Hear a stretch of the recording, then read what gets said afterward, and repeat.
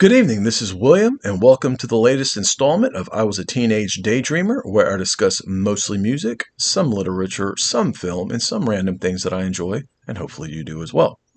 So before I get into tonight's ranking video, I want to give a little disclaimer, which is a borderline rant, and I will say that when I posted my George Kooyman's video, after he passed away, George Kooyman's from Golden Earring, I then went on vacation for a week, didn't check any of the stuff.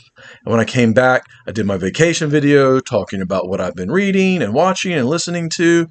And then I happened to check the stats, and I saw an overwhelming, for me, response to my George Kooyman's video, more than all my other ones combined. And I was just like, wow, this is amazing.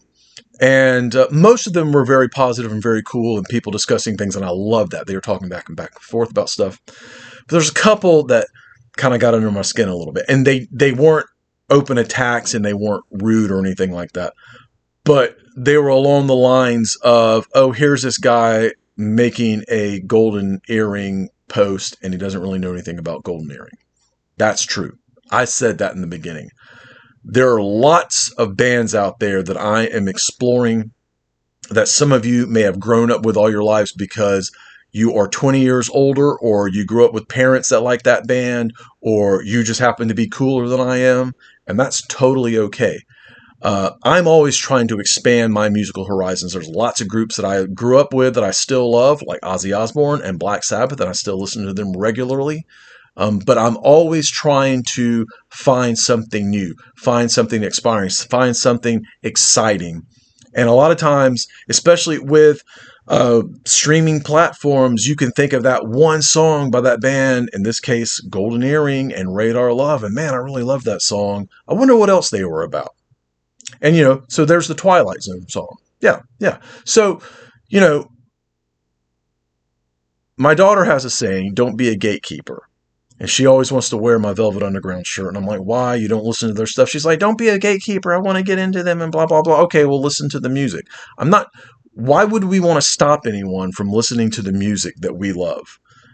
Make the community larger. I mean, Fleetwood Mac, Rolling Stones, Beatles, The Doors, all those songs, those albums, those bands, they're all being played on classic rock radio when I was a kid in the 80s, et cetera, et cetera, et cetera.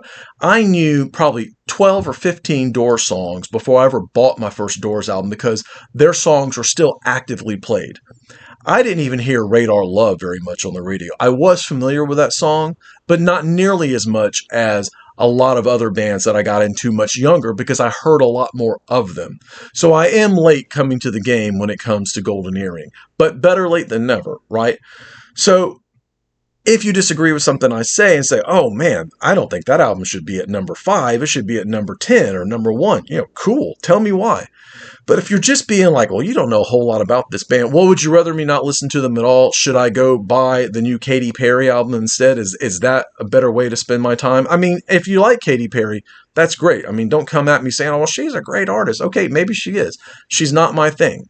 So anyway, don't be a gatekeeper, and don't get on to me just because I don't know nearly as much about this band as you do because you grew up with them and I've only been exploring them for a couple of years. Let's all enjoy music together. I am posting things that I'm excited about. I've been posting a lot of bands that I've been listening to for 30 or 40 years because I've done it to death. I did the Smiths, but that was just kind of like a starter video because I've listened to those albums so many times, but I don't listen to them as much as I used to. But I listen to Golden Earring all the time now. I listen to bands like Thin Lizzy and Blue Oyster Cult. Again, bands that I knew certain songs, but I'm really getting to their albums lately and the deep cuts and the album cuts and things like that, and I'm loving it.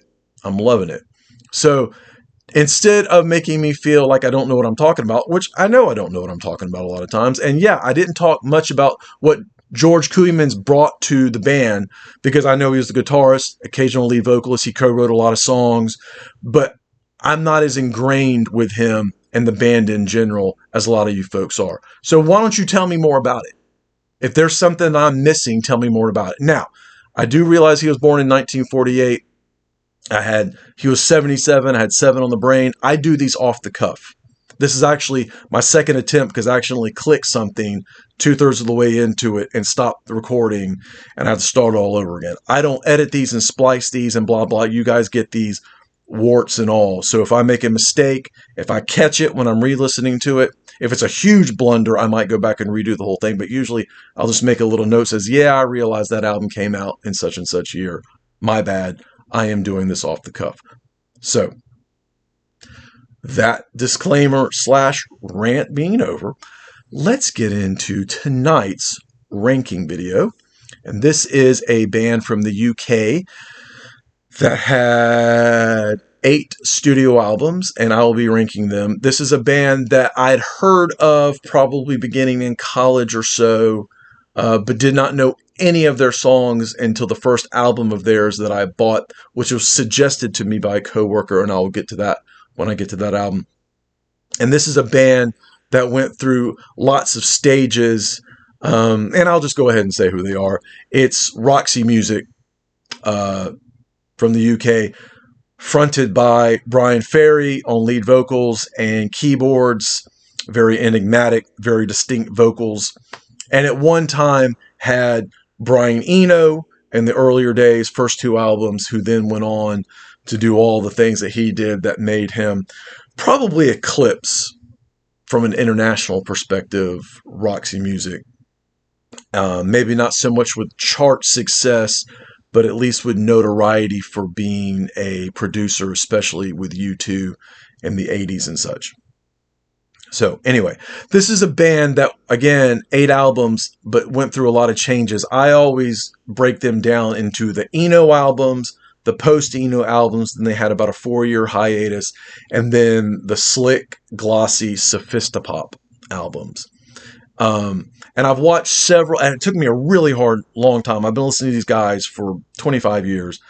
It took me it's really difficult to rank these albums because there are no bad Roxy Music albums. There are good Roxy Music albums, and there are great Roxy Music albums, and there are amazing Roxy Music albums. So no matter which one you put on, even if it's a best of, like the Street Life collection, that's a whole bunch of good music. So I watched several videos, and they all started with the same one at the bottom. And I hate it. I really, really, really wanted to champion this album, but ultimately I also had to put it at the bottom. And it's 1980's Flesh and Blood, which is their second album after their comeback. And so this is a slick, glossy, very informed by disco, very informed by dance affair.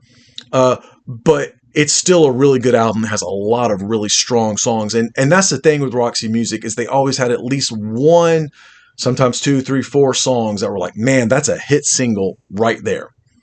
And a lot of times that's how I decided that's how you're going to get a click above, because I like that particular song a little bit more.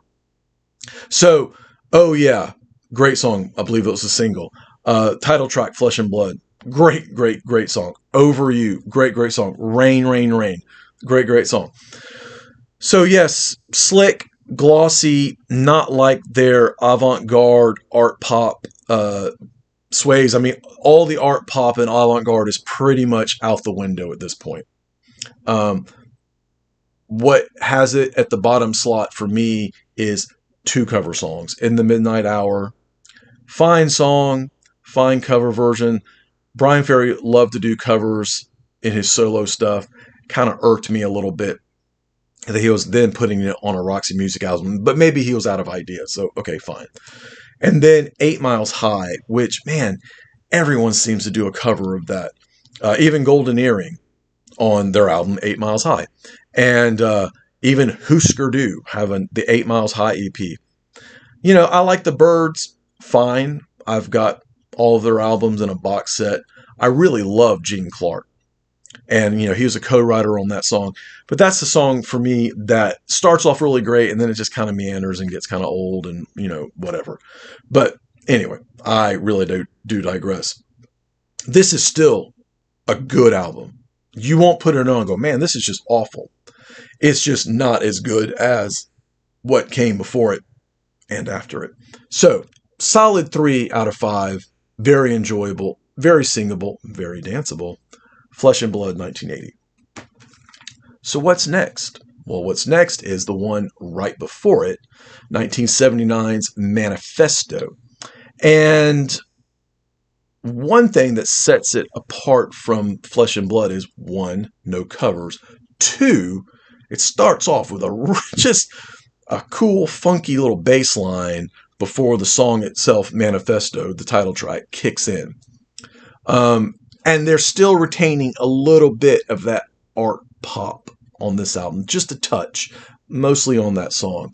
But there's also some just really great standout songs, single songs like Angel Eyes, Ain't That So, and Dance Away, which I believe was a hit. Again, I don't know all the rankings and things like that for a lot of these bands. But again, very disco informed, very dance informed, very glossy, very slick, very chic.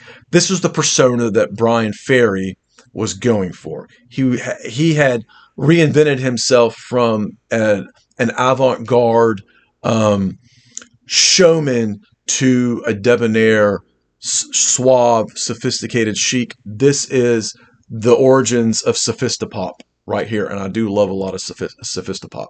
So 1979's Flesh and Blood, again, I'd say this is a 3.25 to 3.5 out of 5-star album. Very listenable, very sing-alongable, and of course, disco danceable. Next is one from their mid-period, if you were, the post-Eno, pre-breakup period. It's 1973's Stranded. I always used to lump this one and Country Life together. They has really great standout songs like Street Life, amazing opening track, great single. I believe the first Greatest Hits album was called Street Life after this song. And the problem is it meanders a bit for me, and they're hitting a lot of different genres. The avant part is kind of pushed to the side a bit. The art pop is now in sway. Side one, again, meanders a bit. Amazona, just kind of doesn't really do much for me. Psalm, it's kind of like this faux, tongue-in-cheek, religious gospel type thing. There's like this shuffle going on. And it's just like, I get what they're doing, I think, but it's like they haven't quite figured out how to catch the groove on it. And maybe that's the point. I don't know. Gets a little bit stronger on side two. A Song for Europe is a classic of theirs, redone years and years later on the Velvet Goldmine soundtrack, which was loosely based on David Bowie in the glam years. But a lot of the music was Roxy Music songs, which I thought was really cool. I was huge into Roxy Music when that came out, so that movie wasn't all that much, but I really did enjoy their songs being done, and I've got the soundtrack somewhere. And then Mother of Pearl starts off again very avant-garde, and then when it comes together, it is a nice little bit of art pop, very piano driven on this album, which, you know, not a bad thing. But definitely some songs here where Annie McKay, or is it Mackay, and Phil Manzanera are able to shine a bit. You know, both great players, but one of the nice things about Roxy Music is no one person, except for maybe Brian Ferry, is taking over the spotlight with anything. There might be a great solo here, a nice solo here, a saxophone, guitar, and then licks here, but mostly it's licks here and there. It's little flourishes, it's little runs, it's little counter melodies. They're really, really great about that. And there are several songs on here that really, really highlight that. Song for Europe, especially, and Mother of Pearl. Really great solo from Phil Manzanera on Mother of Pearl. So, next, Stranded, 1973. Now, this one's going to be even more controversial, but it's 1972's debut album, Roxy Music. For one thing, I really hate this cover. I hate the look on her face. I hate what she's wearing. I mean, their covers are always provocative, and I believe they are always Brian Ferry's girlfriend at the time. But yeah, I get what they're doing, 50s pinup model. Yeah, I like a nice pin-up situation as much as anybody, but I don't really care for this cover. So, but that said, some great music on here. The standout song or single rather being Virginia Plain, which was not on the original UK pressing. And that makes me think that the first cassette I had must have been a UK pressing because it was not on here. I didn't know about it until I picked up the Street Life or one of the compilations that had Virginia Plain on it. But now it is on this CD version I've got. And the first side, the opening tracks are great. Remodel, remake. They all take a little solo. The bass player does a little tongue-in-cheek nod to the Beatles and things like that. Ladytron, fantastic song. If There Is Something, a little country swagger here and there. Again, genre hopping a bit. So it makes it a little bit less cohesive, but it's all fun. It's all tongue-in-cheek. And then to see the live show, I love watching live performances on like the old Grey Whistle Test and things like that from this era because they're just so flamboyant and so over the top and almost comical, but the songs are so good and they play so well that, you can't help but love it. It's the second half where I start to lose interest, and it mostly starts with the Bob medley. I get what they're doing. I just don't really like it. It gets on my nerves, and instead of skipping it, I just turn the CD off. And when I was re-listening to this, I would start after that with Chance Meeting, which is a wonderful song. And Sea Breezes is a really nice song as well. Susie and the Banshees did a nice cover of that on their Through the Looking Glass album. But overall, for me, this is a front-loaded album, and everything else is, I don't want to say throwaways, but it just doesn't really do much for me. But the songs that are strong make it super strong. So this is a 3.75 album for me. So next is going to have to cover this up. So now you know what it is. It's Country Life from 1974. And standout song on here, Thrill of It All, opening track. Amazing, amazing song. All about the nightlife and things like that. But another super standout song for me on here is Out of the Blue.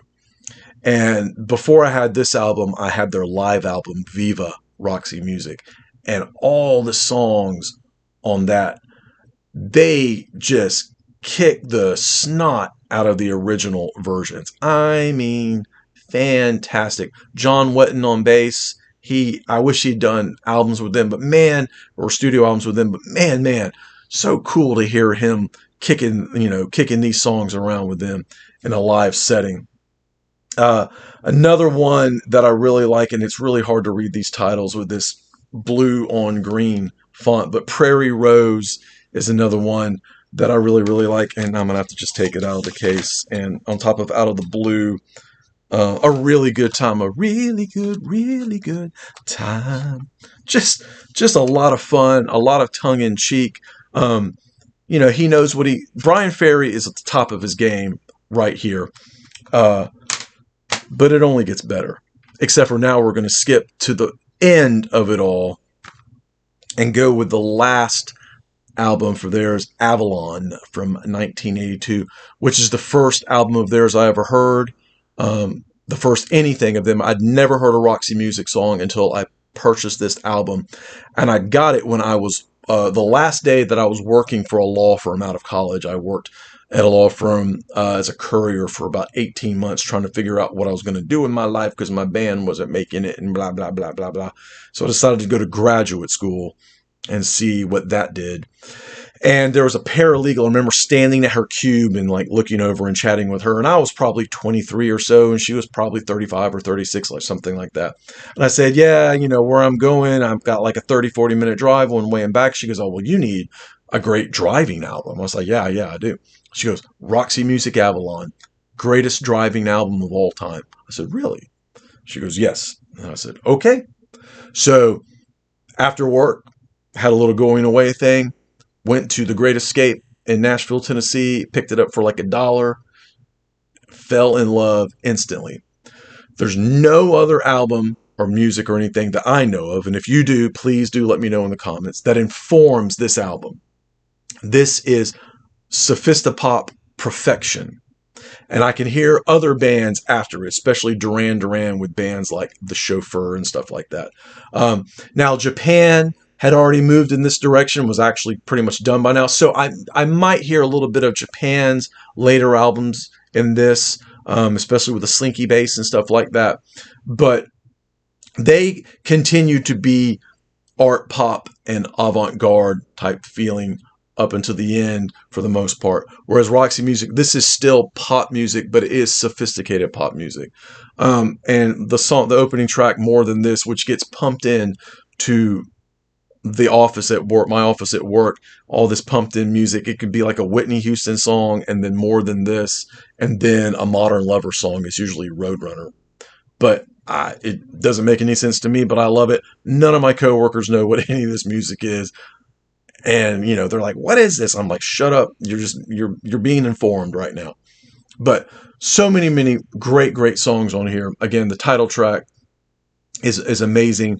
A lot of great instrumentals like India and Tara, While My Heart Keeps Still Beating, Take a Chance on Me. This is a love album. This is a ballad album.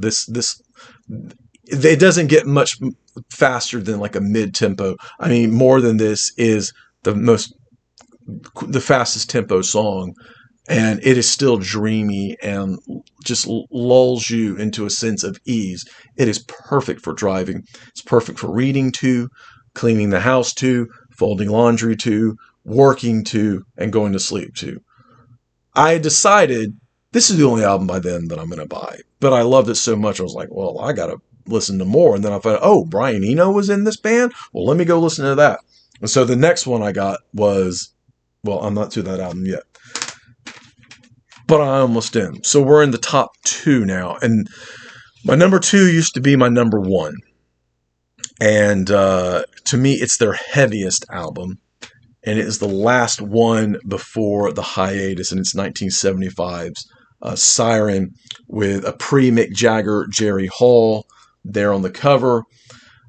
Starts off with the amazing Love Is the Drug, which I never heard on the radio growing up, but I have heard on the radio certain classic rock stations in certain towns since. So a bit of a hit here in the States.